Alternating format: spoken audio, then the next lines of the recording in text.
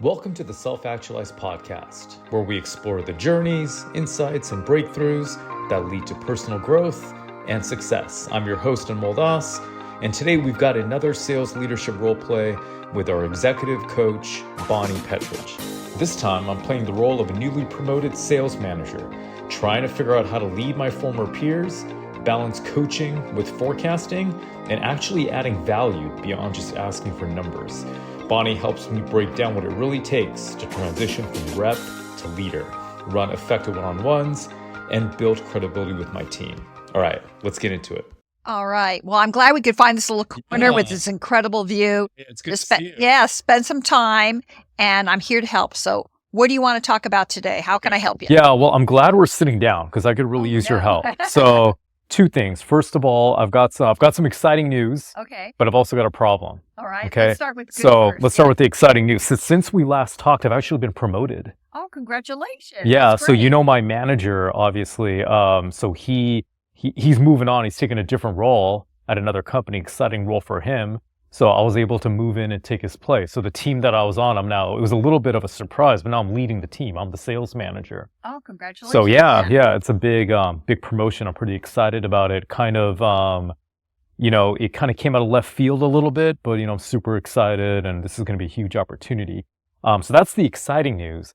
But the challenge is, so now I'm leading the team that I was on. So now I'm leading my peers and everything. So it's been a couple months. So reality is kind of stepping in a little bit. And so there's a lot of stuff that I need to do, and I need to coach these guys. So my new boss, who's the VP, the second level leader of the entire division, he wants me to really be a coach and coach this team. So I'm a little bit unclear. What does that even mean? Like, how do I become a coach? And I was their peer just a couple months ago. And what I'm really focusing on is the forecast, because that's what my leaders want. They want me to be a coach, but then they also want the forecast. And I got to be very specific on the forecast. So there's a few things that I'm struggling with. I feel like I'm spending all of my time behind a desk, digging into the forecast and digging into the numbers. And the time that I'm spending with my team, it's all around the forecast. It's all around what's in commit, what's in best case, what's in pipe. They're giving me numbers week after week, which I'm rolling up. So most of my interaction is all about spreadsheets and the forecast. And then also, I think they're getting a little frustrated because they only deal with me when I need a forecast. And that's what my leadership wants. So I don't know if that's coaching or not. And a lot of times deals are slipping. They have stuff in commit, and I get the next steps and I get the updates, and then the deal doesn't come in. So all of that time spent on the forecast isn't really doing a lot of good. And I kind of feel like I'm not really doing anything. I'm just kind of reporting the news. Okay. Like I'm like a news reporter, right? So it's just, I don't know. Those are just some of the things that I'm, I guess, struggling with. Let's prioritize. What's the first thing you want to solve first?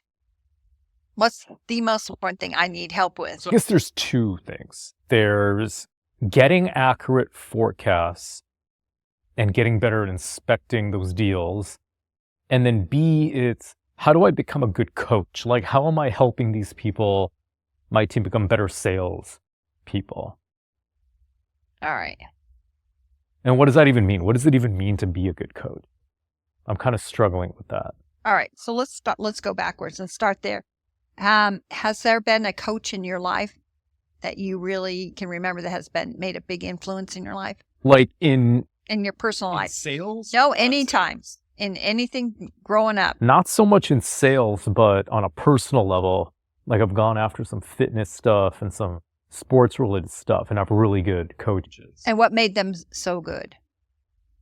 So I guess a couple things. They had been there before, so they had done the thing that I was trying to do, and they kind of met me where I was.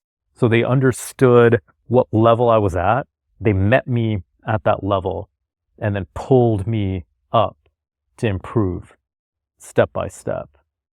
And they kind of, they were encouraging, and they were able to kind of course correct very quickly. Like if they asked me to do something, wasn't able to do it, they came up with a plan B. If plan B didn't work, they came up with a plan C. Yeah. If that makes sense. No, it does. Is that something you would like to do for your team? Yeah. Yeah, I think so. I don't think I'm really doing that. I think what I'm doing is, hey, what's in commit? Yeah. What's in commit? What's in best case? How much you think you're going to do? Why did that deal fall out? Yeah. And how much time do you spend with each team member? Would you say a month? We do like a one-on-one each week. Each week? And Yeah. how long is the one-on-one? One-on-one is like anywhere from 30 minutes to 60 minutes. Okay. But again, we only have time to go into the forecast. It's all about the forecast. It takes you an hour to go through the forecast? Because we'll run through the deals and everything, and then we'll run through. Are you coaching them through those deals? Or are you just asking for enough? I'm mainly asking for status. Okay. So do you think maybe during this 101, maybe we can change the one-on-ones to be while you're looking for the forecast, you could be coaching at the same time. Yeah, probably. So how do I do that? All right. So do you know of any kind of coaching process? You've never done any coaching yourself? No, because when I was a rep, again, my manager asked me for the forecast and I provided the forecast. Okay. So one thing about a coach is what you said. It's somebody who can take you and get you out of your comfort zone and sees, I see you can be better. Mm-hmm. And here's how you can be better. So for each of the team members that you have, do you have a good foundation of what their strengths and their weaknesses are? No, I really don't, because they were my peers. Right. And now since I've become a manager, again, I'm spending all my time on the forecast. So I guess one thing I haven't done, and I just don't have time, I haven't gone on calls with them. I haven't seen them in action. Okay. I haven't seen firsthand what they're doing right or what they're doing wrong or what their strengths are, what their weaknesses are. Okay. So the first thing I always say when you get a new team, whether you bet on the team or been inherited, is because people only do things for others when they feel that you know them. Mm-hmm. You've taken the time to know them. Right. So I would take, these in the 60 minutes, even 15 minutes, no forecasting. Just focus on getting to know that person. Why do they like what they do?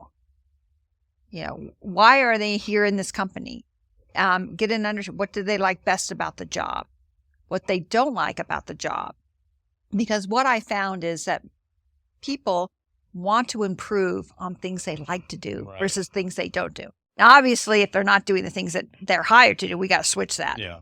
But if they love what part of the job, get really down to the specific of what they like, then you could help them be better at that. And here's a secret for you. You don't have to know everything. One of the things that make really good coaches is they don't know anything, but they know who does. And what I mean by that is, let's say somebody says, I want to be better at understanding how this product works. Well, you're not an expert at how that. You know who the best person is. And you have a relationship with that person. So, you really need to spend time with our CTO, Todd. And he did a great presentation the other day, and you connect the dots. Right. And that, and here's where it drops, is that you may say to that person, hey, I think Todd, and you put it on them to go contact Todd. Chances of them doing that, they're not going to do it. I do the warm intro. Right. And then drop off. And then, remind and help Todd understand why he should spend time. Todd, I really value your expertise, and there is somebody here who would like to learn from you. And what I found is, you'd be surprised that any company C-suite, they would love to coach, and they would love to help out and share their expertise and their experiences. And they never get a chance to do that because people are afraid to ask. I see. Now, you can't overdo it, but yeah. So instead of saying you should go talk to Todd, I'll do the warm intro. And why? Yeah. And then tell Todd what you're trying to get out of this conversation. Okay. And that he's trying to learn. And then you can drop out. And then just the next time you meet them and they're one-on-one, what did you learn from Todd? That's a great question. What did you learn from Todd, and how are you applying? And then I could also get Todd's feedback on how it went. Yes. It's where he can see that. But lots of times, people and managers and who think they have to be the coach, they think, I have to know it all. And you don't. No one does. So, but it's always the strong ones know who they can go to and help collaborate and say, hey, and you don't want to do it for everything, obviously, because that doesn't show. Yeah. You got to know at least. Yeah. And like you said, with your personal trainer, he had already been in that position, and you've been in this position and you were successful, and you can't do their job for them. That's another thing. Was also he had another person that was kind of his expert. So he was also saying, oh, by the way, I showed your stats to my buddy and some of his recommendations. So he was doing some of that too. That's great. And that gave you more confidence, and you thought this person is really taking an interest. Right, exactly. Am I saying? Because that's what your goal is to take an interest in that individual and help them grow to where they want to grow. Another thing is, it is not your responsibility to get them promoted. It is your responsibility to help them. But a lot of times what I find is people get upset. They're like, hey, there was a sales position or a leadership position and you didn't put my name in it. Well, you didn't know you didn't tell me. Yeah. So you need to ask them what their goals are. Right. And what do they want to do? Because a lot of times people don't know. And it's okay. You don't go up. You can go horizontal. You can try. Or maybe they want to stay in the same role and just make money, right? A lot of reps, they don't want to get promoted. That's fine. But how can you help them grow in that? And you may hook them up with somebody, connect them with a senior executive that's been very successful. Maybe they want to do bigger accounts. So maybe you can tag along or listen in and help them to learn from somebody who has that. So I've been doing these one-on-ones so the rep works with a sales engineer and they work together. So I always do the one-on-one with the rep and the sales engineer. And usually it's about the forecast, right? Should I change it up and should it just be with the rep and kick off the sales engineer? Well, who direct? Do you have both of them? No, both of them don't report. The sales engineer reports to a sales engineering leader, and that person's usually on the one-on-one too. So there's 4 of us. Okay, it's not really a one-on-one, is it? So I think you've already answered that question. I have it just with the rep, right? And maybe have it shorter, and then when you have maybe since you've already allocated an hour. 30 minutes one-on-one, and then 30 minutes with the 2 of them just focusing on the forecast. And then when you're doing the forecast, instead of just asking for the number, ask them, what did they do to improve this from the last week? What did they learn? Right. How are they helping you out? And then here's the thing about coaching. They must come up with that idea. It must be their idea to do this. Because if you tell them what to do, if you tell me what to do, and I say, okay, my SE and I will do it. And then we come back to a week later and it failed. Whose fault is it? Well, it was my idea. So whose fault is it? There you go. And do I have a lot of skin in the game? No, because you're exactly right. It's your idea. So what you want to do is have them take ownership of the way they're going to grow. So give me an example. Let's say the Todd thing. Let's say my idea, let's say they're struggling with product knowledge and Todd is the best guy. So one way I could say it is, you know what you should do is you should talk to Todd because he's an expert at this and blah, blah, blah. He can help you. But then that would be me giving you the idea and it's my thing, not your thing. So what would be a better way? What do you think would be a better way? Ask it that way. You could say, yeah, exactly right. Say, listen. How about this? What if I connected you with somebody who's an expert in this area? Right. And then you can say, and then you could say, how would that help you? Okay. How could you take advantage of that? And then let them tell you, and then ask them how often would they like to meet? Get them to kind of almost put a plan together for you. And be like, okay, well, I have somebody. Say, well, and then you can just say, well, I was thinking, what about Todd? What do you guys think about Todd? And then is there anybody else you would think of? Because maybe they know somebody else that's similar to Todd's role, but they are closer to it. Right. And say, okay, I can maybe ask Todd for an introduction. Because if it's somebody that they have a connection with and they respect, maybe again, it's their idea. Then what happens, because this happens all the time, what happens if week after week after week they haven't done it? Oh, no. Okay, why do you think they haven't done it? What's the missing step there? Well, probably because let's just assume that they haven't. Let's just assume I did everything right. Like I've learned their strengths and weaknesses. We identified a weakness. They came up with an area where they wanted to improve. I asked them, would it be helpful if you talk to somebody? I recommended Todd. They said yes. And then week after week, it doesn't happen. Okay. So then what do I do? Okay. So you're missing the last important step of coaching, and that is making it actionable. Okay. So before they leave that one-on-one with whoever they taught or whoever, is that you would say, I'm going to set this up with Todd. I will send an email right now. Oh, that's right. That's right. And then the warm. Right. Okay. And then the next session, because I'm going to talk to Todd, he'll have met with you. I want to hear how it went. Got it. Okay. If I say, go talk to Todd. It's probably not going to happen. But if I set it up and I proactively talk to and then tell them that you are going to ask how it goes next weekend. Then it's going to happen. Then if they don't do it, then it's even more glaringly obvious. Yeah. Why didn't they do it? Yeah. Already set it up. Todd was expecting the call. Right. Then that's a different issue. Yeah. Because they bought into it. They said that was something they wanted. Right. That was something they chose Todd over the other person, maybe whoever, and they agreed. And then, you say, they may say to you, well, you know what? I don't think I can meet them next week. Why not? Well, I've got all these things booked. I can meet the following week. Fine. Let's set it up for that. Have always, before you end your coaching session, an actionable. Okay. Because you're exactly right. That's where people fail, is they assume that the individual who leaves after you have this conversation is going to be so excited they're going to do it right away. Well, as soon as they walk out your door, they're going to be 100 other things that are happening. That is right. Same thing with a customer. Yeah. You ask the customer for something like a warm intro, you put it on them, even if they have the best intentions, it's probably not going to happen. But if I make it easy for them by ghostwriting the message for them or something like that, it's more likely to happen. Same thing with the rep. Okay. So coaching, really, to keep it as simple, is 3 steps. You open up with, how can I help you? What are you looking for? Is this realistic? Then you get into the actual coaching session, and that is letting the person, the coachee, come up with the ideas. Yeah. And then at the very end, you would say, would you like some ideas from me? Because these are great. And so then you maybe write these things down, all these different ideas, your ideas, their ideas. Then you say, which one do you think you can do?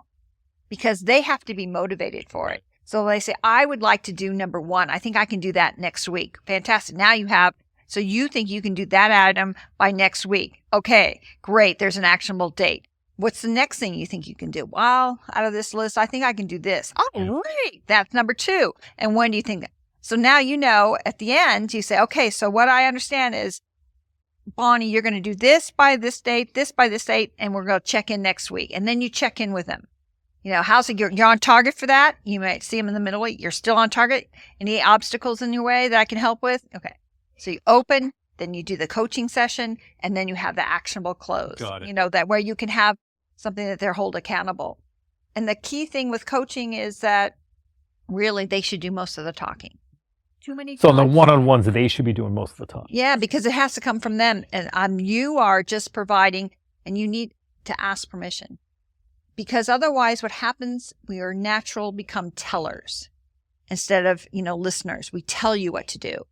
And when you tell somebody, like we've already found out, then it's, okay, I'll do it. And that's parenting and that's coaching, the same thing. Yeah. If you tell your kid to do it and if they, all right, did it, Dad, I'll do it. And then they fail, your fault. But if they come up with it, they're excited about it. It's their idea. And then you are there to help them and encourage them and tell them they have the confidence to do it. Might be something. Oh, what about this? Because I've noticed this happens a lot. You get onto these one-on-ones and there's the entire one-on-one becomes like a complaining session or like a bitching session. And it's excuse after excuse after excuse. And it's just like this avalanche of just stuff from them. Right. What do? Do I just sit there and listen? Because I want to be empathetic. But a lot of it's honestly BS. Yeah. So how do I navigate that? How do I listen to show them I'm listening and being empathetic, but also kind of holding their feet to the fire and holding them accountable? How do I navigate that? That's kind of like a tough one. I always like to say, you got to own those things and push back on them. And if you were you were doing that to me, I would say, laser focusing on what you want to get better at. This is not a bitch session. Right. This is one-on-one time to help you get better. So specifically help me to understand. And what I like to tell to Team Dynamic is a class that I teach extreme ownership based on the Navy SEALs, which is fantastic because, yes. And them, they have to be a tight team because it's their life and death. In the business world, not life and death yet. And a lot of times the bitching comes from people not understanding and not communicating. So with your team, you yourself need to know everybody's strengths and weaknesses, but the team also needs to know what everybody's strengths and weaknesses and personalities. Because if I have a better understanding of who you are, the more I know you, the more I trust you, and the more I know you got my back. Right. And do your team members really know each other?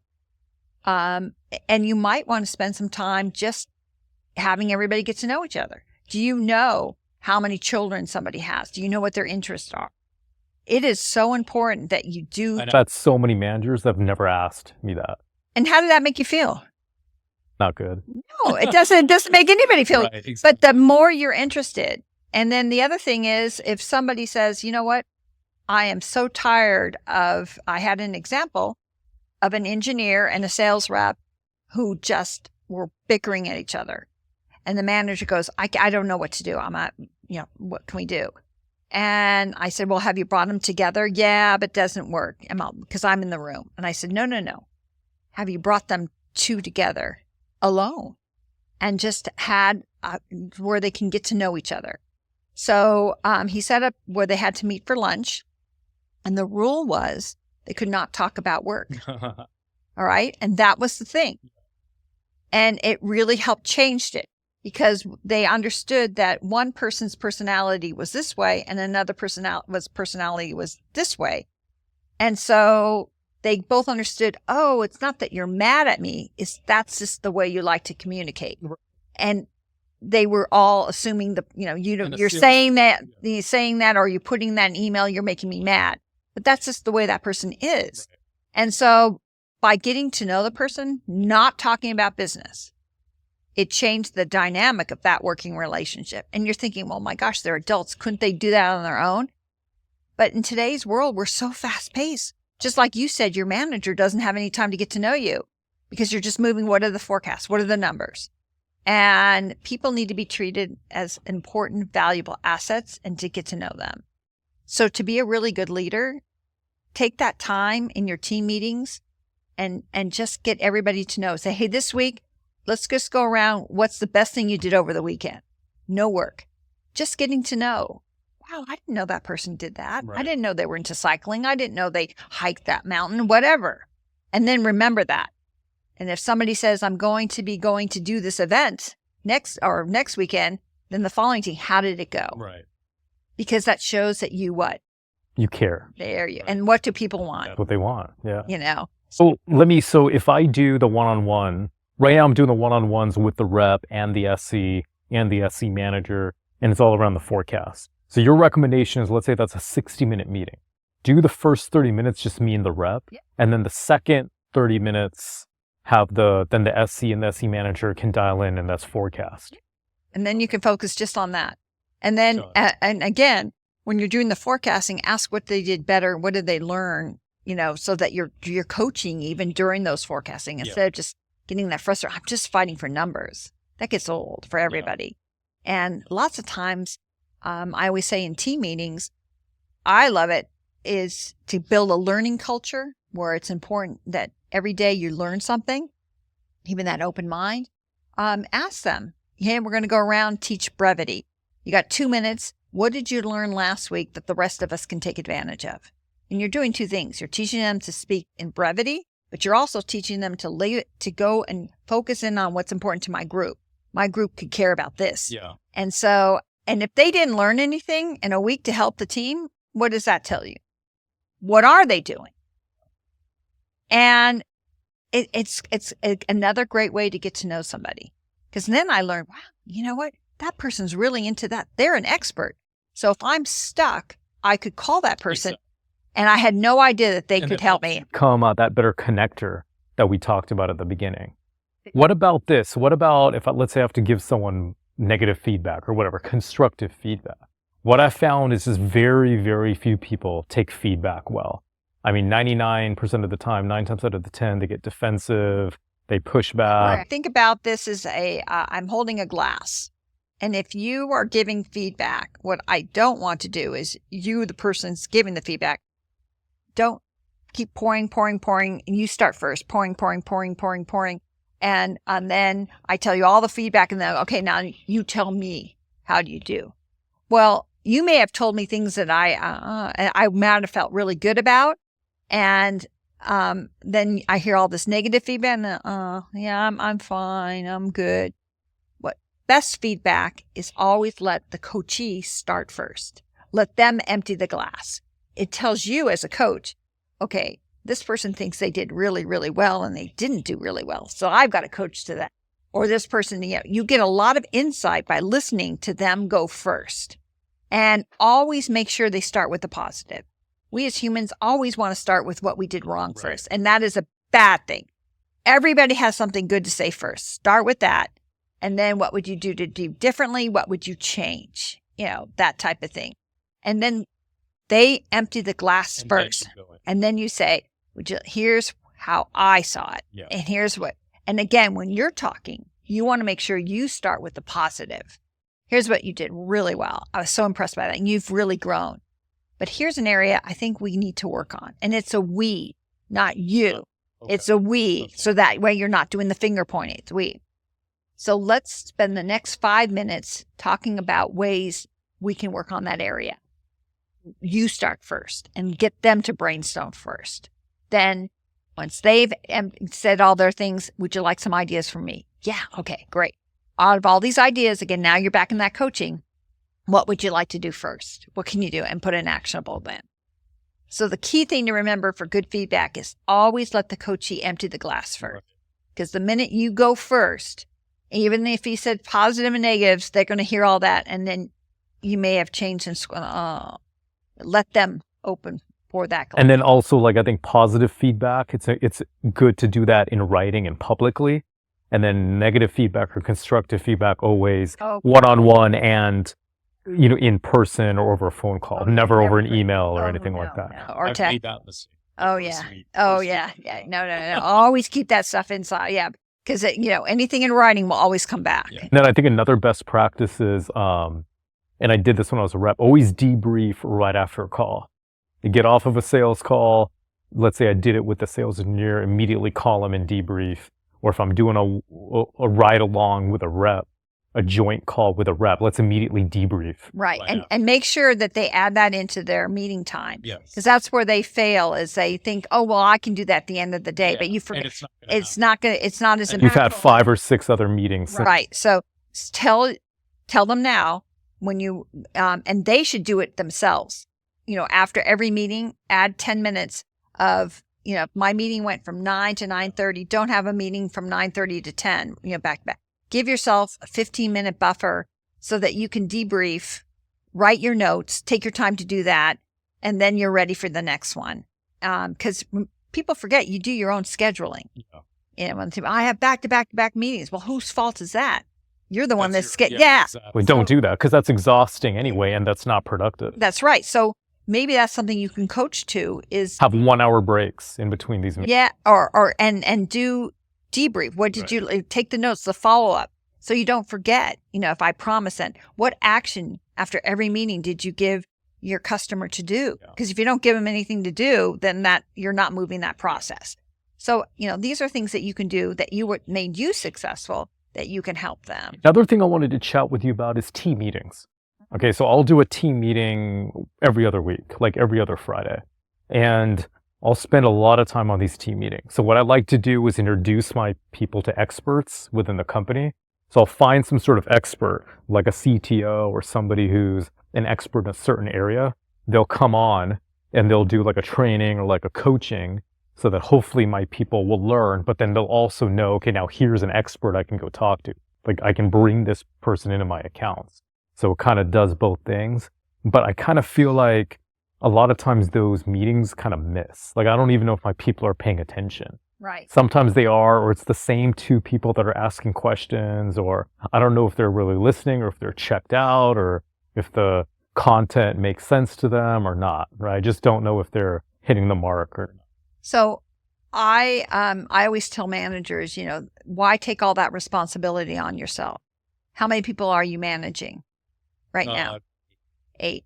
So for every meeting, give somebody 15 minutes and say, okay, in that 15 minutes, put the responsibility on them to present something that the team can learn. Let them go find the guest speaker. Let them ask them. You would be surprised how talented, you get some people, and it shows who prepares, who doesn't prepare. There's a lesson in that. And also it gives them a chance to be on the spot. So do I have them run the whole meeting, or No, do I just 15 minutes? Every 15, if you have an hour meeting, 15 minutes is given to each week is somebody. To do what they want. Either Right. They can speak, or they bring someone in, or... Right. And it has to be valuable for the team to benefit from. And then the rest of the time I'm giving my... It's or whatever, yeah. And then, go around, what did you learn that week or whatever. And then... Should I do the around the horn thing? Do people like that, or does that work? But keep it as a timed, 2 minutes. If cut them off. You've got to teach brevity. It's a hard thing. And, so that they get better at, hey, because if you are good at that, 2 minutes is going to be a long time to speak. And then you might even bring it down later on as they get good at this down to 1 minute. Should I do the forecasting on those calls? On the team meeting call? Does everybody need to hear all this? No. Then That's why I don't like doing Then don't do it. Yeah. See, you answered your own question. No one wants to hear, because I didn't like it when managers did that. No one wants to be on a call when 5 of your peers are going through their numbers. Right. It's a waste of time. It is. Everybody tunes out. So, and maybe you don't have an hour. Maybe you can keep it down to 45 minutes. Yeah. Because less is more. Yeah. If you organize it and keep it, running on time, perfect. You can do 45 minutes versus an hour. But baby steps. So, what would you going to start changing first? I think number one is switch up the one-on-ones. Okay. Switch up the one-on-ones, make it the first 30 minutes one-on-one with the rep. And maybe I can do more of these in person, coffee, lunch, that sort of stuff. Second 30 minutes, do the forecasting stuff with the SE and with the SE manager on. So I think that's the first thing I can do, change that up. Then to really try to understand, I don't need to know everything, that I'm more of the broker of the resources, the connector of the dots, and then change up how I'm running the one-on-ones so that it's more their idea. Like, what are some things, what have you tried? Yeah. Or what are your thoughts? Yep. Stuff like to make it kind of their idea. And then lastly, change up the team meeting. Change up the team meeting to kind of what we talked about, and give each of my people a chance to present on each team meeting. Because you spotlight them and then they can bring in. Yeah, and it's less work for me. Also, right, it is. There you go. But also you can find out what they are going to bring in, what they believe is important to the rest of the team that you may, I never thought about that. Come up with some good ideas. All righty. So we'll meet in another 30 days then. 30 days and see how it goes. All right. Love it. Thanks, Bonnie. Thank you. I'm excited. All right, guys. Thanks for tuning into this role play with Bonnie. Hope you enjoyed it and found it helpful. We'll be back in a couple weeks with another role play, so please watch out for that episode. And don't forget, if you're ready to take your self-development to the next level, visit SelfActualize.ai to explore personalized coaching from world-class coaches like Bonnie Petrich. Thanks again for listening, and we'll see you next week. Until then, keep growing and reaching for your potential.